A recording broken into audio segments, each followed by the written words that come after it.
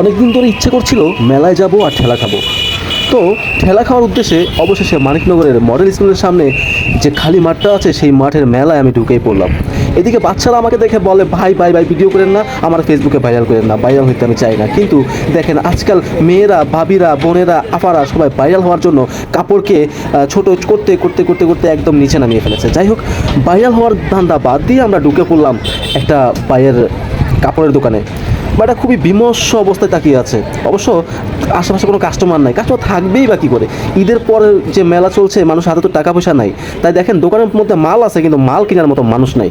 এইদিকে বাচ্চাদের খেলনাগুলোর দোকানের দিকে আসলাম, এসেই দেখি যে বাচ্চারা এদিকে দু তিনজন মাকে নিয়ে ঘুরছে খেলনা আইটেম কেনার জন্য।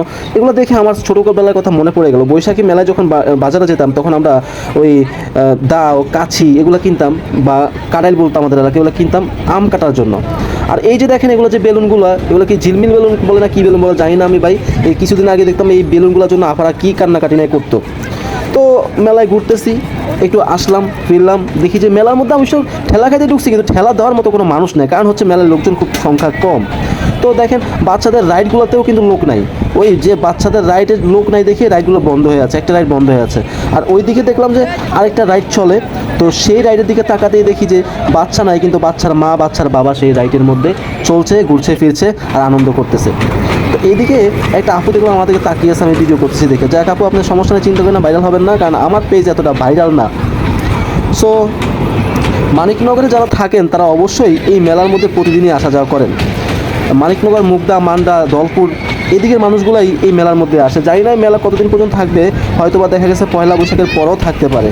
তো এইদিকে বাচ্চারা কিছু দৌড় খেলতেছে, বাচ্চারা লাফাচ্ছে, বাচ্চার মারা সেগুলো ক্যামেরাবন্দি করতেছে। আর এদিকে দেখলাম যে একটা ভাই কাশ্মীরি আইসগোলা নিয়ে বসে আছে, কিন্তু আইসগোলা খাওয়ার মতো বা খাওয়ানোর মতো কোনো মানুষ নেই। আসলে মানুষ থাকবে কি করে? আমি তো মেলায় ঢুকছি বিকালবেলা, হ্যাঁ, কিন্তু সন্ধ্যার পরে যতটুকু জানি, সন্ধ্যার পরে এই মেলার মধ্যে লোকজন আসে আর এই রাইডগুলোও সচল হয়ে ওঠে। দেখেন নৌকা কিন্তু নৌকার মতোই আছে, নৌকা কিন্তু মানুষ নাই ওঠার মতো।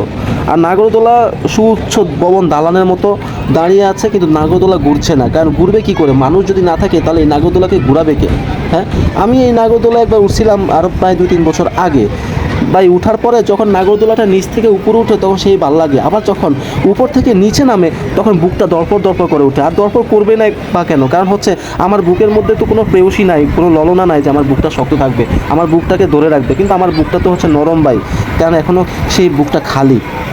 তো নাগরদোলা ঘুরছে, মনে হয় 2-3 জন মানুষ উঠছে, ঠিক আছে, কিন্তু এই নাগরদোলার মধ্যে আপনি দেখবেন যে বেশিরভাগ এই খোপ খোপ ঘরের মতো, পাখির বাসার মতো এই খোপ খোপ বন্দিগুলোর মধ্যে ওই যে কাপুত কপুতেরই বেশি উঠে। আর এইদিকে দেখলাম যে আপুদের কিছু কসমেটিক্সের দোকান, 2-3 জন আপু কসমেটিক্স কিনতেছে। তো অন্য কোনো দোকানে যদি লোকজন নাও থাকে, যদি দুপুর 2টা বাজেও হয়, 12টা বাজেও হয়, তারপর দেখবেন এই কসমেটিক্সের আইটেমের দোকানগুলোর মধ্যে 2-1 জন আপু থাকবেই। যাই হোক, মেলায় ঘুরতে ঘুরতে মেলার শেষ প্রান্তে চলে এসেছি। সবাই ভালো থাকবেন, সুস্থ থাকবেন, টাটা বাই বাই। আর আমার পেজটা অনুগ্রহ করে লাইক, কমেন্ট, শেয়ার করে দেবেন, একটু ফলো করে দিন, হ্যাঁ, ছোটো ভাই হিসাবে। ধন্যবাদ।